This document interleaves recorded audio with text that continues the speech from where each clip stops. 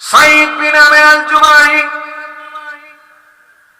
তিনি মসজিদে নববীর ডান পাশে দাঁড়িয়ে হযরত ওমর ফারুক রাদিয়াল্লাহু তাআলা আনহুকে ডাক দিয়ে বললেন, হে আমিরুল মুমিনিন ওমর, আমি আপনাকে কিছু দিক নির্দেশনা দিতে চাই।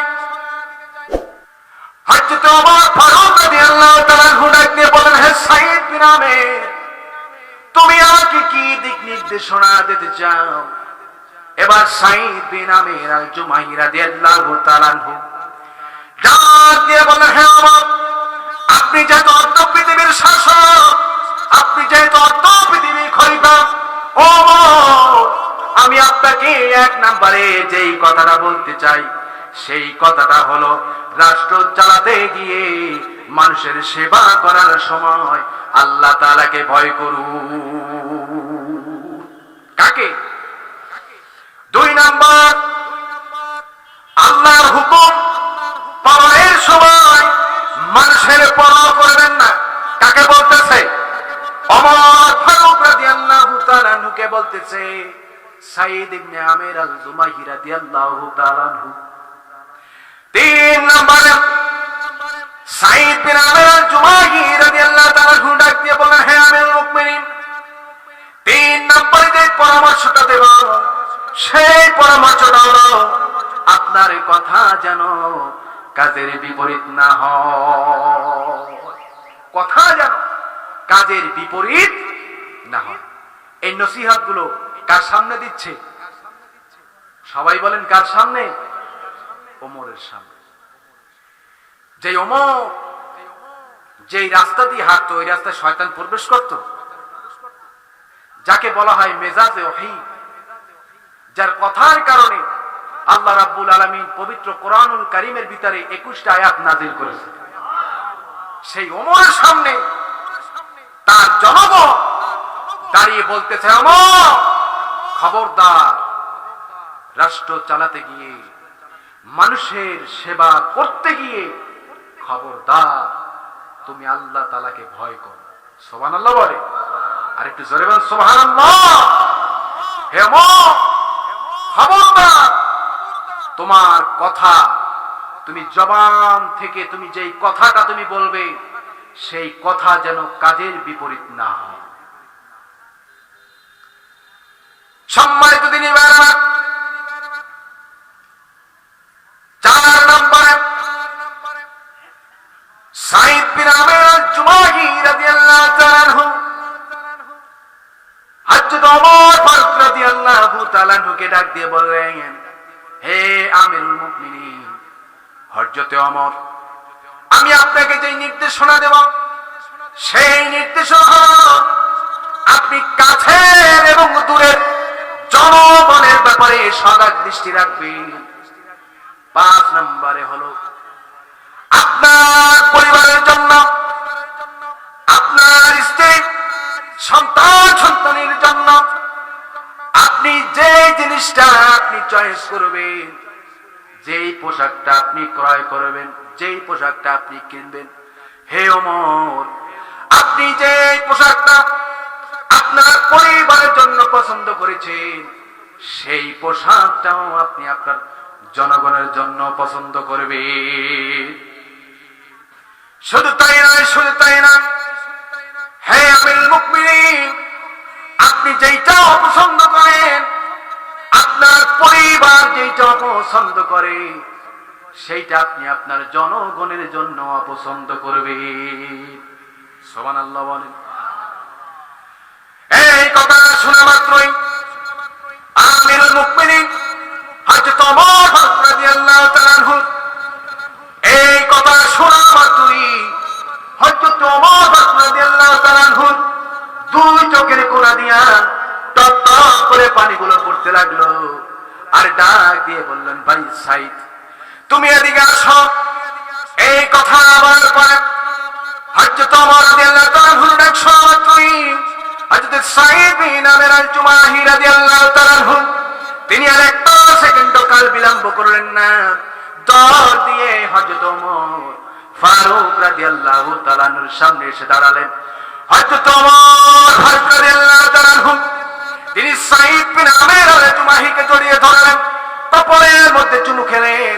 এবার হযরতে ওমর ফারুক রাদিয়াল্লাহু তাআলা আনহু ডাক দিয়ে বললেন, সাঈদ বিন আমের, তুমি যেই কথাগুলো বলেছো, যেই দিক নির্দেশনাগুলো তুমি আমাকে দিয়েছো, ও সাঈদ, সেই দিক নির্দেশগুলো আমার এতই পছন্দ হয়েছে, আমার এতই পছন্দ হয়েছে, যার কারণে আমার দু চোখের কোণা দিয়া টপ টপ করে পানিগুলো পড়তেছে।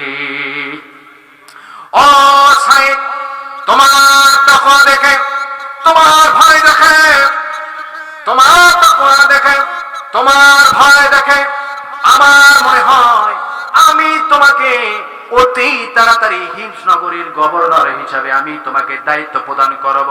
তোমার মতামত কি? এই কথা বলার পরে সাঈদ বিন আমের আল-জুমাহি রাদিয়াল্লাহু তাআলা আনহু ডাক দিয়ে বললেন, হে আমিরুল মুমিনিন, হে আমিরুল মুমিনিন, আপনি এই কথাটা একবারে বলেছেন আর দ্বিতীয়বার বলবেন না। তার কারণ হলো, আপনি যদি আমাকে হিমস নগরীর গভর্নর হিসেবে যদি দায়িত্ব পালন করতে দেন, আর আমি যদি সঠিকভাবে আমি যদি দায়িত্ব পালন যদি না করতে পারি, আমি যদি সঠিকভাবে আমি আমার জনগণের যদি খেয়াল না রাখতে পারি, তাহলে কালকে আমাদের কঠিন ময়দানে সেই হিমসনগরের জনগণ আমার বিরুদ্ধে সাক্ষ্য দিবে। এই কথা শোনা মাত্রই আমিরুল মুমিনিন হযরত ওমর ফারুক রাদিয়াল্লাহু তাআলা আনহু তিনি রাগান্বিত হয়ে গেলেন। ডাক দিয়ে বললেন, সাঈদ রে, ও সাঈদ, না না, তা হবে না, আমি তোমাকে কোনোভাবেই আমি তোমাকে ছাড়বো না। আল্লাহু আকবার বল। আমি আগামীকাল রাষ্ট্রদূত প্রেরণ করে তোমাকে হিমস নগরীর গভর্নর হিসেবে দায়িত্ব প্রদান করব। এবার সাঈদ বিন আমের আল-জুমাহি রাদিয়াল্লাহু তাআলা আনহু ডাক দিয়ে বললেন, হে আমিরুল মুমিনিন, আপনি যেহেতু এত বারবার করে আপনি আমাকে বলতেছেন, আচ্ছা আমি দায়িত্ব পালন করব। যেহেতু আপনি হলেন এই রাষ্ট্রের প্রধান, অর্ধ পৃথিবীর খলিফা হযরত ওমর, সুতরাং আপনি যেহেতু আমাকে বলেছেন, সুতরাং আমি সেই দায়িত্ব পালন করব। এবার হযরত ওমর ফারুক রাদিয়াল্লাহু তাআলা আনহু তারপরে তিনি রাষ্ট্রদূত প্রেরণ করে এই হিমস নগরীর গভর্নর হিসেবে দায়িত্ব নিযুক্ত করে দিয়ে আসলেন সাঈদ বিন আমের আল-জুমাহি রাদিয়াল্লাহু তাআলা আনহুকে। এইভাবে একটা বছর, দুইটা বছর, তিনটা বছর, চারটা বছর, 5 বছর যাওয়ার পর ওই সিরিয়া হিমস নগরী থেকে একদল কাফেলা তারা মদিনায় চলে আসলো। এবার জয়ের রক্ত শুরু হয়ে গেল।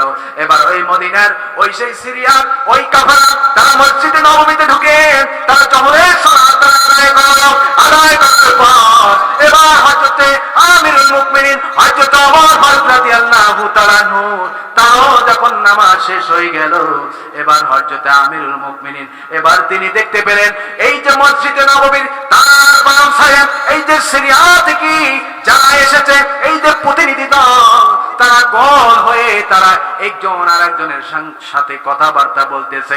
এই দৃশ্য দেখার পরে আমিরুল মুমিনিন হযরত ওমর ফারুক রাদিয়াল্লাহু তাআলা আনহু তিনি ওখান থেকে উঠে এবার তাদের সামনে এসে দাঁড়ালেন। দাঁড়ানোর পরে আমিরুল মুমিনিন হযরত ওমর ফারুক রাদিয়াল্লাহু তাআলা আনহু তিনি ওই সিরিয়ার ওই যে প্রতিনিধি দল এসেছেন তাদেরকে আমিরুল মুমিনিন সালাম দিলেন।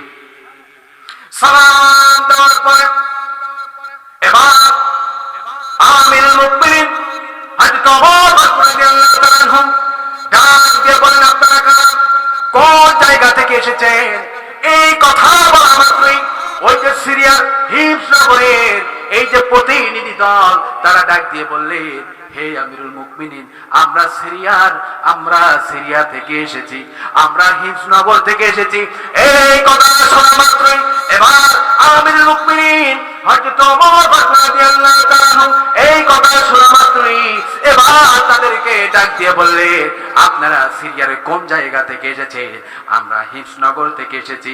এই কথা শোনা মাত্রই আমিরুল মুমিনিন তিনি আর দেরি করলেন না, লেন্দি করলেন না, এবার তিনি তাদেরকে ডাক দিয়ে বললেন, হে হিমস নগরের হে সিরিয়া নগরের প্রতিনিধিরা, আপনারা কি দুপুরের নাস্তা করেছেন নাকি, দুপুরের খাবার খেয়েছেন নাকি?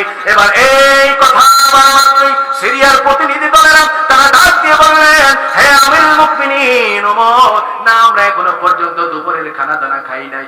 এবার